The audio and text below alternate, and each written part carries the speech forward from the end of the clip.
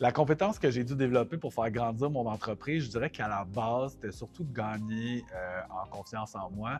Pas que j'avais pas confiance en moi, mais on entend, il y a beaucoup de bruit autour de nous comme entrepreneurs, des conseillers légaux, comptables, etc.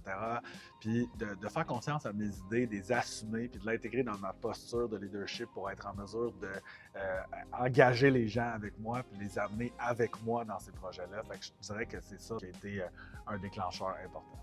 Si je peux remonter le temps, puis je reviendrai au début de mon parcours, me donner un conseil à moi-même, ce serait d'enlever le plus vite possible l'espèce de sentiment d'imposteur, puis de vouloir plaire, de réussir aux gens autour de moi. Je pense qu'en début de carrière, je voulais montrer que j'étais capable, puis de réussir. Puis je pense que ça a créé beaucoup de distractions.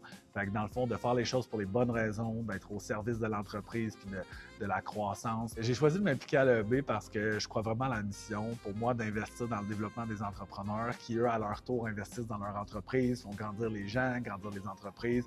Je trouve que c'est une vraiment belle manière d'avoir un grand impact sur plusieurs personnes. Comme on est un peu dans un environnement fermé, les gens, j'ai l'impression, partagent plus les vraies choses. J'ai l'impression que les conversations qu'on a autour de la table avec d'autres entrepreneurs ou quand des entrepreneurs viennent nous présenter des choses, on a accès à ce qui est plus vrai. Là. Puis, je trouve ça rafraîchissant de ne pas nécessairement avoir la cassette et de parler des vraies choses. Pour moi, j'ai plus appris de ces conversations-là que des conversations qui sont plus officielles normalement.